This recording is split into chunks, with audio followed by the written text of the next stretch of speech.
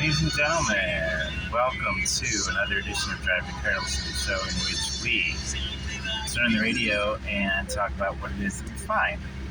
So what we find today is a little early sunset and Ledges 100.3. Palm Beach County's Ledges 100.3. Well, it's just that I haven't been at work in a long time. It seems early, but it doesn't stray. It just gradually gets shorter and shorter. So this is one of the songs from Bye Bye Birdie. Bye Bye Birdie is a puzzle to me. It's very well received on the stage. And the movie, I guess some people love the movie and some people were kind of disappointed with the movie. People like to compare stage and screen. And of course it's starring somebody with my last name. But it's an interesting story, both movie and stage play, in its treatment of racism and its acceptance of Hispanic people as part of acceptable society or whatever. Same exact time that Lucy was doing that on TV, I believe. Bye Bye Birdie is written about the time that it's set, but that year, those 57, 59,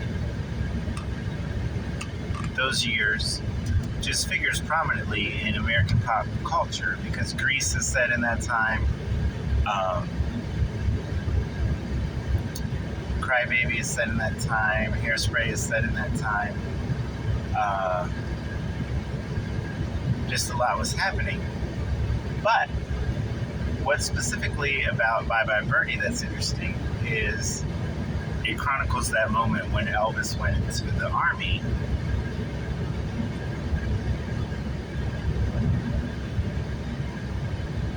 But as well received as Bye Bye Birdie is, and as nostalgic as people found it, people older than me who remember the Ed Sullivan Show, nobody ever does the sequel.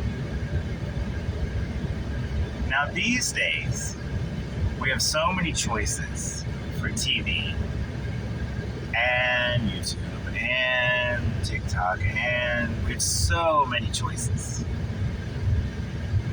But back then, everybody hated the sequel so much that it just kind of got buried. And very few people have even seen the sequel. Very few people even know there is a sequel. And I haven't been able to get a hold of any of it. I just can't imagine that it's that bad. Bye Bye Birdie is filled with songs like this. Everybody likes them. They're singable, they're tappable, hum along. There's no way that they made a sequel that was that bad. It just couldn't have been that bad. Now, Chita Rivera was nominated for a Tony for the sequel of Bye Bye Birdie.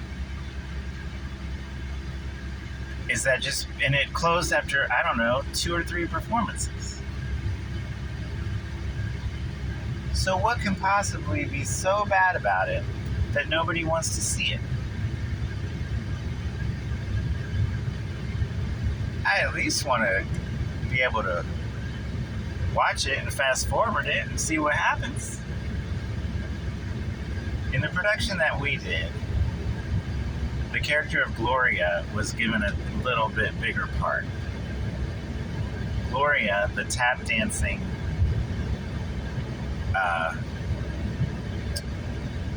social climber, was put in at the end of Act 1 so that she could be seen wanting to be on TV, which would be completely in line with her character. But we also put her in the barbershop quartet that takes place in the tavern or the bar or whatever it is.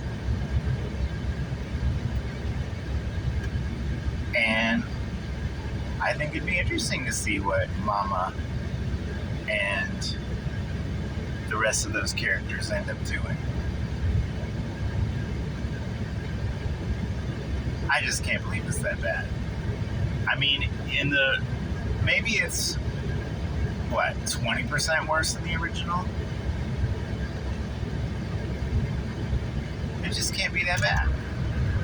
Alright, so let's see what else we have on the radio. Again, this is Legends 100.3. Around this time last year, I spoke with Anais Mitchell about making that very album.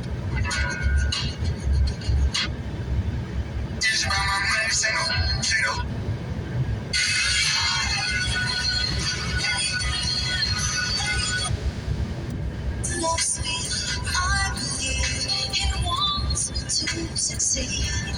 I say House where her grandparents used to live. I had a lot of Fishing, bycatch,